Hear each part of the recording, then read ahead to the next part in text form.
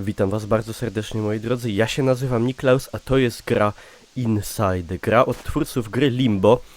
Tak na marginesie gry, która jest dostępna na Steamie za darmo.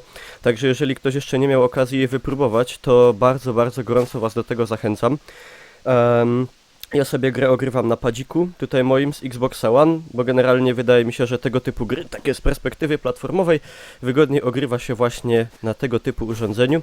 Słuchajcie, ja się zastanawiałem, jak wam tą grę pokazać, czy ja mam z tej gry nagrywać serię na YouTube'a, czy długie odcinki, krótkie, czy w ogóle tego nie robić, czy jak to generalnie ugryźć.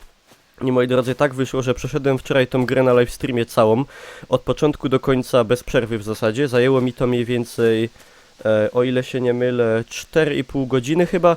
No, oczywiście da się to zrobić szybciej, ale wiecie jak to jest z graniem na livestreamach, no nie jest to takie, nie skupia się tak człowiek na grze, jakby grał, powiedzmy, sam czy choćby nagrywając z tego na YouTube'a, tak jak teraz nagrywam materiał. I słuchajcie, co ja o tej grze mogę powiedzieć? Zauroczyła mnie totalnie. Gra ma 2 zakończenia. Jedno zrobiłem, jedno sobie obejrzałem na YouTubie i powiem wam, że z fabułą jest tak, że przez większość gry w zasadzie ona jest mocno niezrozumiała. Tak naprawdę nie wiemy o co chodzi, nie wiemy kim jesteśmy. Jesteśmy jakimś małym, bezimiennym chłopcem bez twarzy, gdzieś w jakimś dziwnym świecie takim.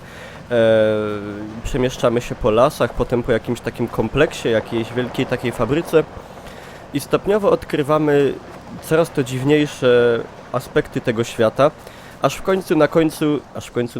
końcu się to w jedną całość gdzieś tak pod koniec zaczyna nam się wszystko składać, ale zakończenie mimo wszystko jest headfuckiem. A gra jest typową platformówką, no platformówka typowa to się kojarzy, tak wiecie, z jakimś Mario czy coś takiego. Gra działa na identycznej zasadzie jak Limbo, mamy tutaj zagadki, te zagadki raczej nie powalają swoją trudnością, z tym, że żeby większość z nich rozwiązać, to trzeba raz czy 2 razy zginąć, żeby dopiero, wiecie, załapać ten mechanizm, na czym to polega, co trzeba zrobić, nie? No, nawet tutaj wizualnie widzimy, do Limbo jest to jak najbardziej podobne, z tym, że grafika jest tutaj o wiele lepsza, naprawdę oprawa graficzna jest tak śliczna, to dopiero można dostrzec tam w następnych etapach bardziej zaawansowanych, ale animacje tych postaci, oświetlenie w ogóle, cały styl graficzny, w jakim to jest zrobione, czyli coś taki niby 3D, ale widzimy te krajobrazy tak jakby malowane, tak jakby troszkę takie, no bardzo specyficzne to jest. Ciężko mi to do czegokolwiek porównać. Oprawą graficzną według mnie to się o wiele lepiej prezentuje jak Limbo. Limbo było bardzo grą taką, wiecie, grą taką ciemną. Nie było za dużo detali w otoczeniu. Już psy biegną. Możemy tutaj przesuwać przedmioty, one są pięknie. Bardzo tutaj jest fajnie zrobiona fizyka, wszystko ma swoją masę.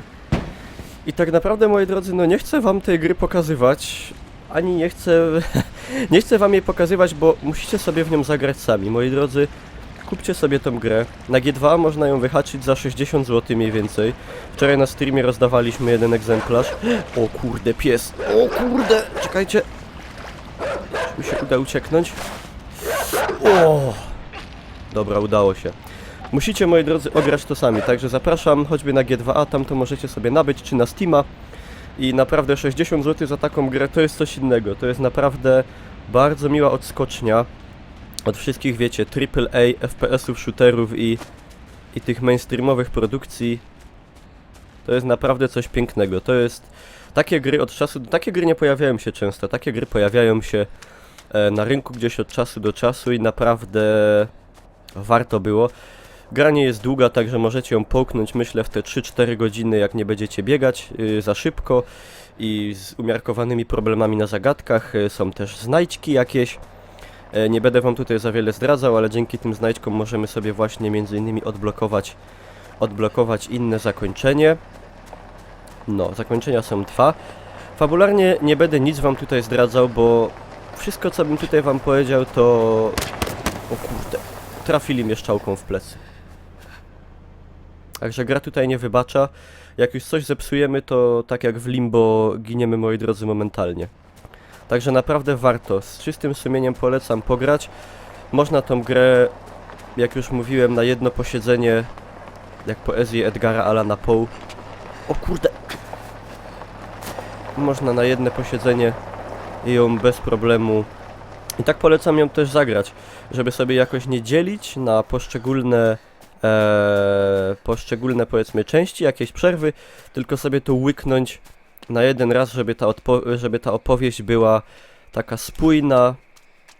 Bo z fabułę można interpretować, wiecie, nie wiem czy to jest spoiler czy nie, ale chyba nie zaspoileruję za dużo, jak wam powiem, że przez całą grę nie pada ani jedna kwestia mówiona. Czy to jest naprawdę... Fabuła jest opowiedziana w naprawdę genialny sposób. O, goni mnie pan. Pomimo, że ani jedna kwestia mówiona tutaj w tej grze nie pada. I teraz, moi drodzy, czy uda się uciec? Czy uda się uciec? Czy Niklaus ucieknie przed bandytą z latarką? Czy Niklausowi się uda? To już musicie się dowiedzieć, moi drodzy, każdemu z osobna. Ja tutaj parę razy padłem, może wam się uda od razu przejść za pierwszym razem, zespeedrunować pewnie można w godzinę. I to tyle, moi drodzy. I takim cliffhangerem, jak to się mówi, ja tutaj zakończę. Nie będę wam nic absolutnie więcej pokazywał. Nie oglądajcie filmików, nie czytajcie spoilerów, bo naprawdę szkoda. To trzeba przeżyć samemu. Także, moi drodzy, Inside... Bardzo serdecznie, z całego serca polecam. Dziękuję wam za uwagę. Jeżeli wam się podobał materiał, zostawcie łapkę, żeby jak najwięcej ludzi mogło ten film zobaczyć. I widzimy się w kolejnych filmach. Dziękuję za uwagę. Trzymajcie się. Pa, pa.